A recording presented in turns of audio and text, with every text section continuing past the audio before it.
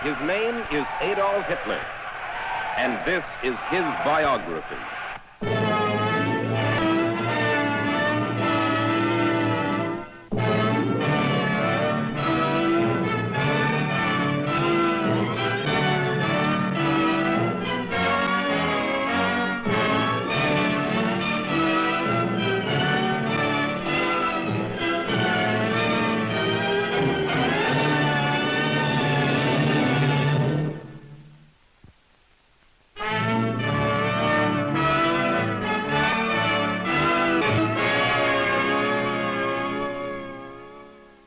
I'm Mike Wallace. This is Biography.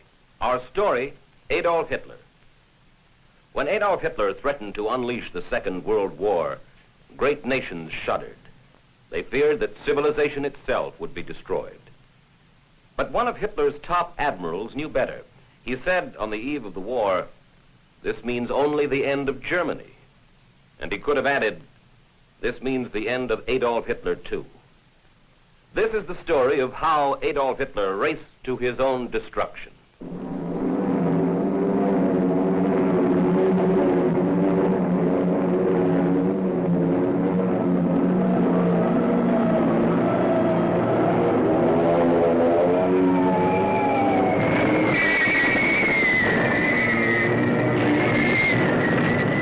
(1939). The Nazi blitzkrieg smashes through Poland. Before this, Adolf Hitler has used threats, blackmail, and phony promises of peace to take over Austria and Czechoslovakia. Now, he tells his generals, further successes can no longer be attained without the shedding of blood.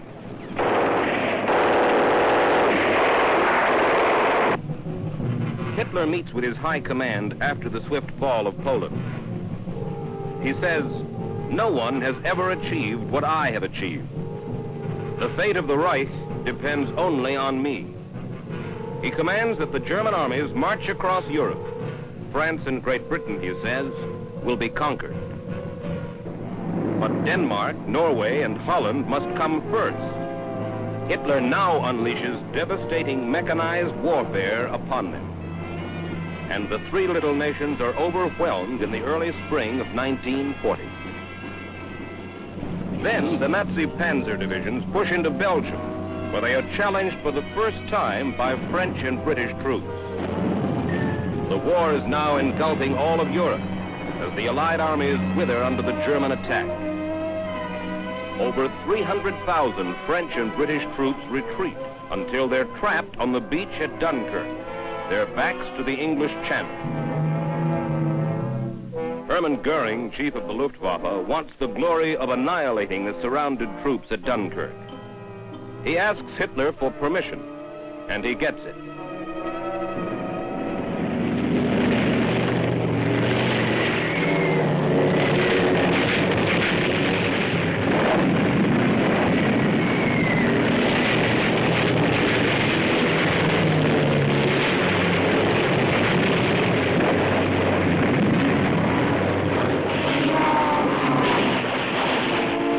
Luftwaffe, however, fails in its job. Despite merciless bombing, the enemy is able to escape by sea. But France, riddled with defeatism, surrenders almost as quickly as Poland and Norway. This is springtime in Paris in 1940.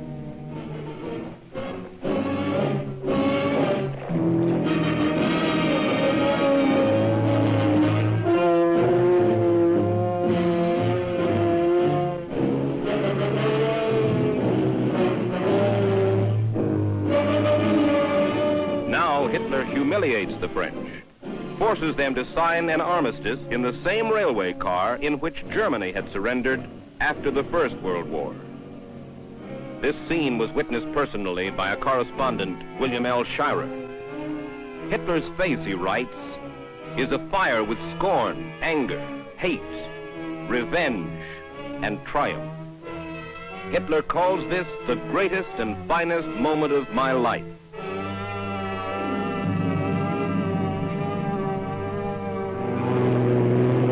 Hitler again turns to his Luftwaffe, orders his Air Force to bring Great Britain to her knees.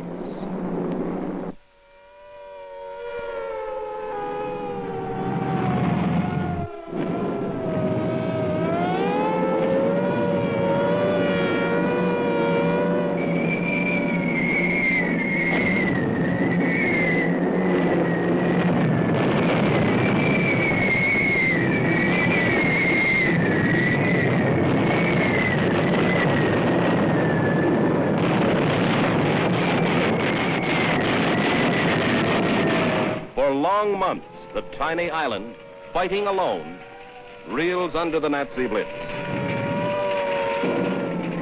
But then the tide turns in the Battle of Britain. The outnumbered Royal Air Force challenges the mighty Luftwaffe, and the Nazis suffer staggering losses.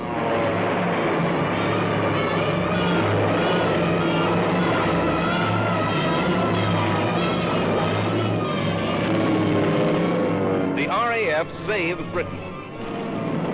Winston Churchill says, never in the field of human conflict was so much owed by so many to so few. Hitler is stunned by this reversal. He is accustomed to quick victories. He decides the conquest of Great Britain can wait. Instead, he will turn to the east. He will break his non-aggression pact with the Soviet Union and invade Russia with what he calls unprecedented, unmerciful, and unrelenting harshness. The world, declares Hitler, will hold its breath.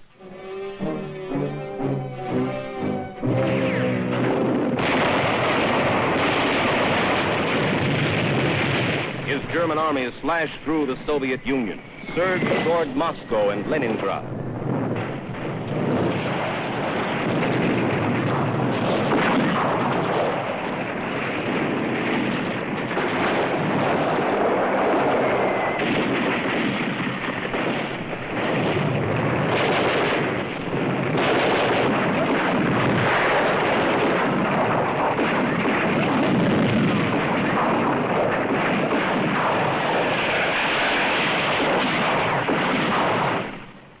This year, boasts Field Marshal Goering, between 20 and 30 million persons will die of hunger in Russia. Perhaps it is well that it is so, for certain nations must be decimated.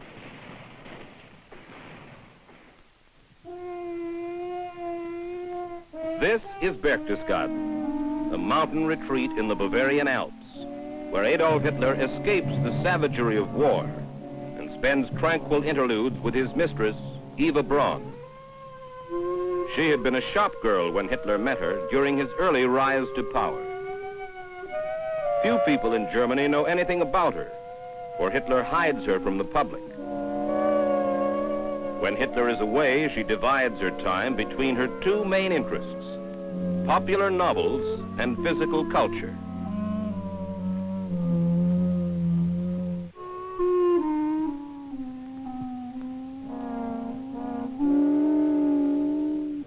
Hitler has a peculiar relationship with Eva.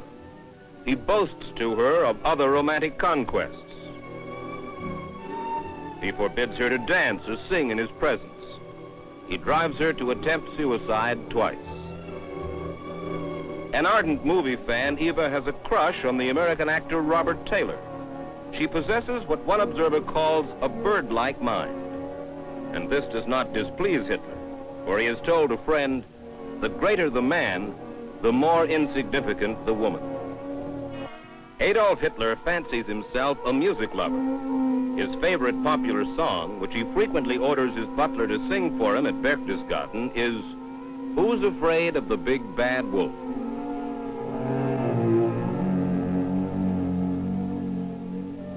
Hitler and Eva are sometimes joined here by Eva's parents and by her sister Gretel. Years before, Eva's father, a school teacher, had objected to her relationship with Hitler. Eva is such a nice, sweet girl, he complained. Why did she go off and hand herself to that ogre? But now, as Hitler's armies overrun Europe, Hebron enjoys the Fuhrer's hospitality. The battle on the Russian front permits the Fuhrer little time for the pleasures of Berchtesgaden. The Japanese attacked Pearl Harbor, and this news staggers Hitler. He had hoped to keep the powerful United States out of the war for at least another year. Now, Hitler has no choice. He declares war on the United States. The German nation, he says, wants only its rights, and we will secure for ourselves this right to live, even if thousands of Churchills and Roosevelts conspire against us.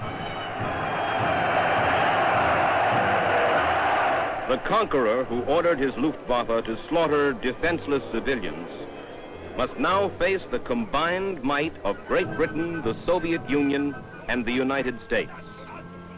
And Adolf Hitler begins to understand that he is fighting for his life. Die Jugend ist unverschrieben und verfallen mit Leib.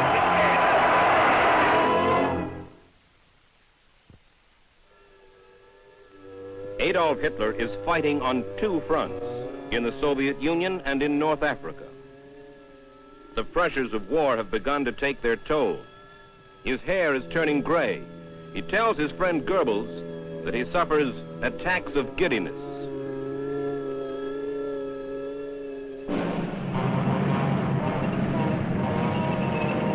Hitler is worried about the North African campaign. General Rommel's Africa Corps had been scoring brilliant victories. But now the Desert Fox is in trouble. He's running short on weapons and supplies. And Hitler, in a fatal blunder, refuses to send more. Rommel wants to retreat, but Hitler issues an order. You can show your troops, he says, no other way than that which leads to victory or to death.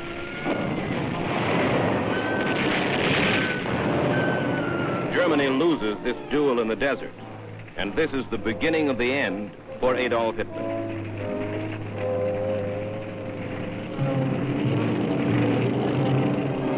Hitler's next disaster comes at Stalingrad.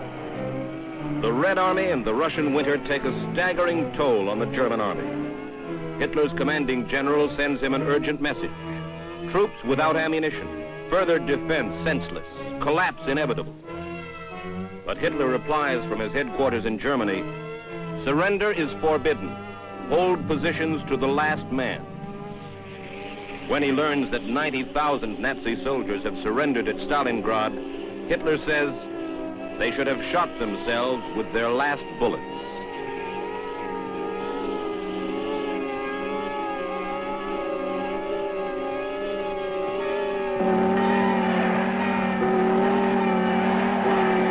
American troops liberate Rome in June of 1944 after invading what is called the soft underbelly of Europe.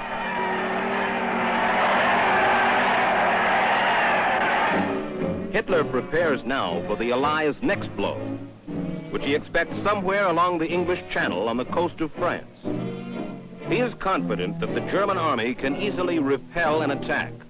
The entire coastline bristles with defenses, and Hitler proudly calls this barrier his impregnable Atlantic wall.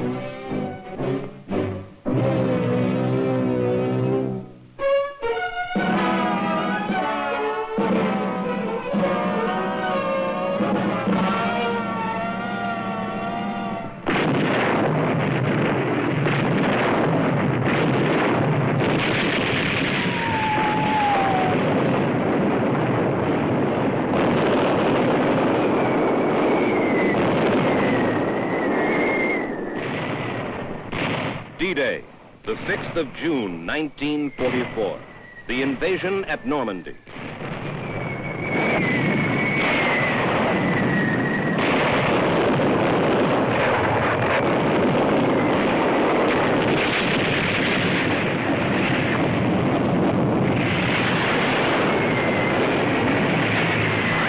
Through misinformation and indecisiveness, the German High Command is unable to beat back the greatest invasion armada in history.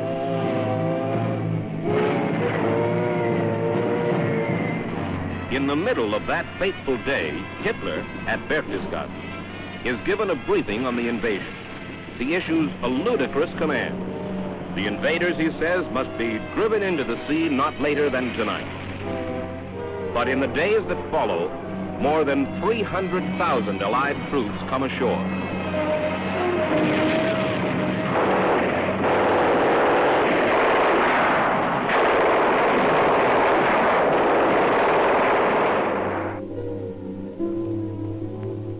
Hitler's impregnable Atlantic wall has collapsed.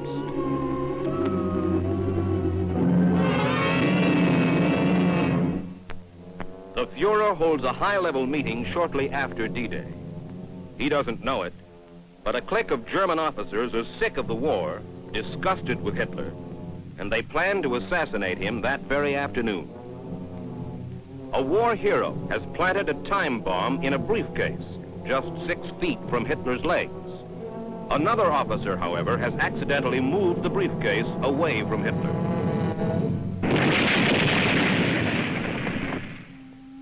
Most of the officers in the room are killed or badly wounded in the blast. Hitler, however, escapes with severe burns and a partially paralyzed right arm. Later that afternoon, he meets Mussolini and tells him, "Having escaped death, I am convinced that the great cause which I serve can be brought to a good end." And Mussolini tells Hitler, "What has happened here today gives me new courage." This is the last time they meet. Within a year, Mussolini's corpse will hang by its heels in the streets of Milan. The men who tried to assassinate Hitler are put on public trial.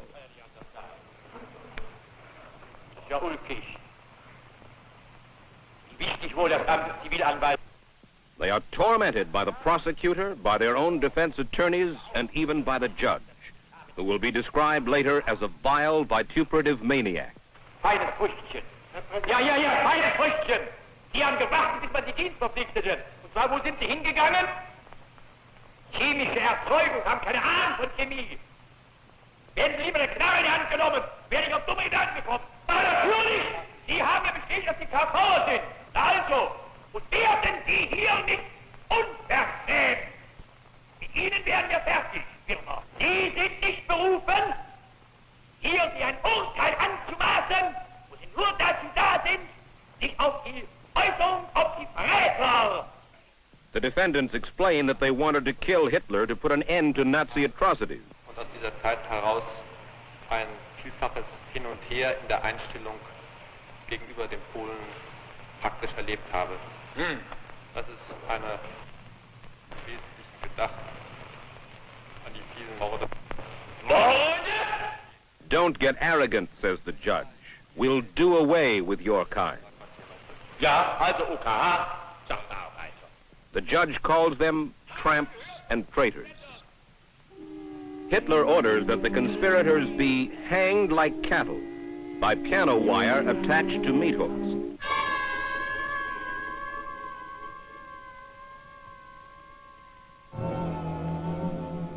Now the tempo of Hitler's savagery begins to mount. His concentration camps have become factories of death for 5 million European Jews and other so-called undesirables.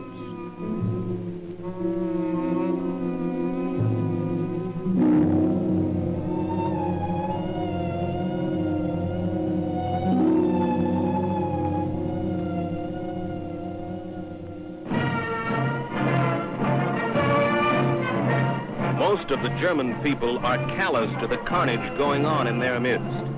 They join Hitler in celebrating his 55th birthday in 1944.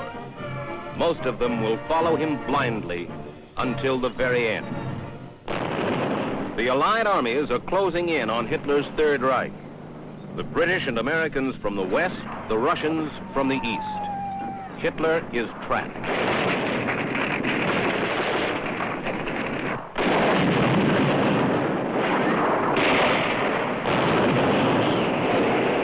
The Germans counterattack in the winter of 1944.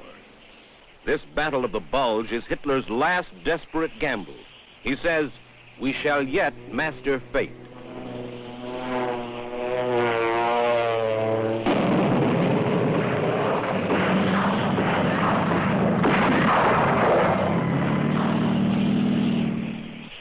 But his last gamble fails. The Allied armies push across the Rhine and into Germany.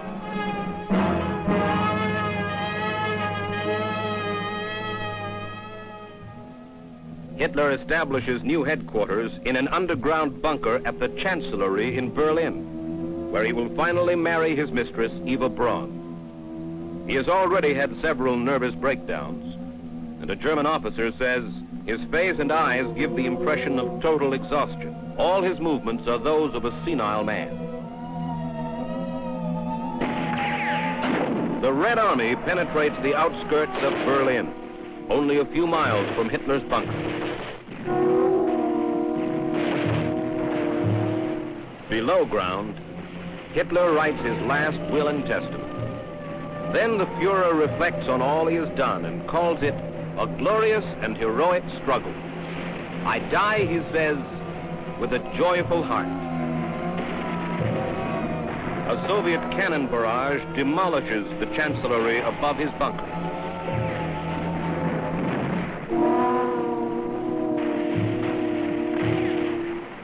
The next day, Russian troops press to within a block of Hitler's bunker.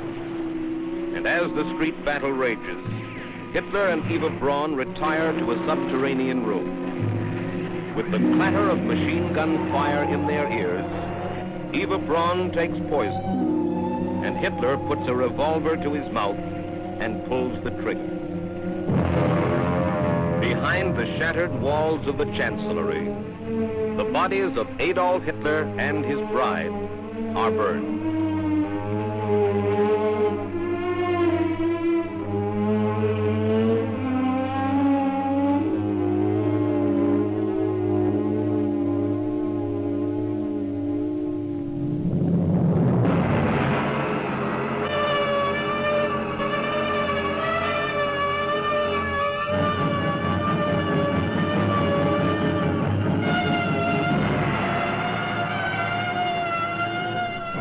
During the early days when Hitler embarked on his murderous career, his cohort Joseph Goebbels made a prediction. "Once we have the power," he said, "we will never give it up. They will have to carry away our dead bodies." Joseph Goebbels was right.